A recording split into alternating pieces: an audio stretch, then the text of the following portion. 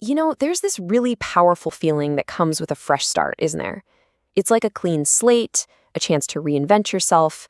We all have this vision of the person we want to be. But what if this year we actually traded all that wishful thinking for a concrete system?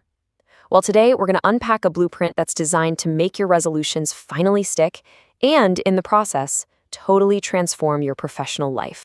But okay, let's be real for a second. We've all been there, right? You launch into the new year with this huge burst of motivation, only to watch your best intentions just fizzle out by February. It's such a familiar cycle. So the billion-dollar question is, why? Why does this keep happening? Why do most of our plans just seem destined to fall apart? A lot of the time, the problem starts with a really simple mix-up. We confuse the destination with the journey. See, a resolution, that's the big picture. It's the what you want to achieve. Something like, I want to be more productive. But a goal, that's a single concrete step on the path. It's the how, like, I will plan my top 3 priorities every single morning. Think of it like this. The resolution is the mountain you're going to climb. And the goals, well, those are the actual steps that get you to the top. And you absolutely 100% need both to succeed. Okay, so to make this whole system truly powerful, let's add a layer of focus.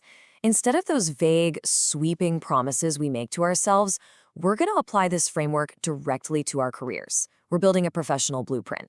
And you might be asking, why? Well, it's because resolutions that are tied to your work life, they give you immediate clarity, a built-in structure, and a direct, measurable impact on your growth. So, when we focus our resolutions on work, they basically become this strategic tool. They act like a compass, making sure that what you do every day is actually aligned with your big, long-term career ambitions. This focus is what helps build that consistency you need for real, lasting change. And what's really interesting is that by cutting through all the workplace chaos, it can actually reduce your stress by forcing you to zero in on what truly matters.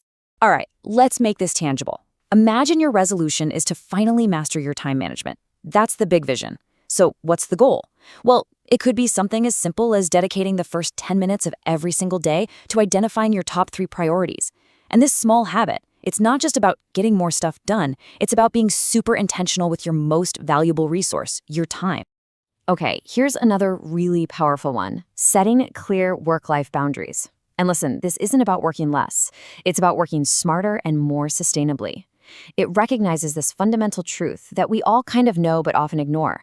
A well-rested, recharged mind is just a more focused, more creative, and more productive mind. Plain and simple. It's a direct investment in your long-term performance.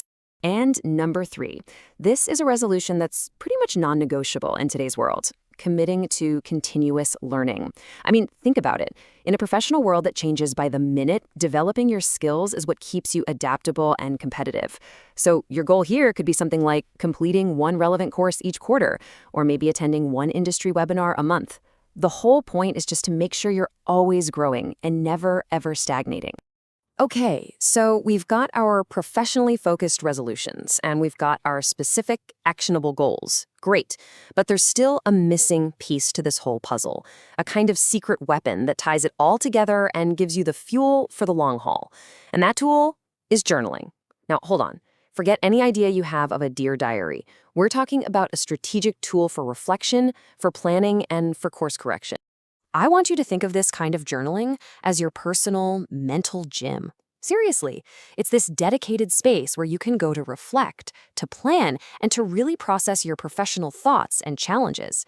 This is where you build that crucial self-awareness and motivation you're going to need to push through when that initial New Year's excitement, inevitably fades away. And the cool thing about journaling is that it's incredibly versatile. It is not a one-size-fits-all kind of thing. You can use it for self-discovery, for processing your emotions, or even for creative exploration. But for our blueprint here, we're really going to hone in on that powerful, goal-oriented slice of the pie. We're going to use the journal as a kind of command center to actively track, plan, and troubleshoot our professional resolutions. And this right here is where the magic really happens. This is the synthesis. It's that moment where we connect our external actions with our internal reflection. We're bridging that gap between doing and thinking. And trust me, this connection is the absolute key to creating change that doesn't just start strong, but actually lasts. So here it is, the formula for sustainable growth. External action plus internal reflection.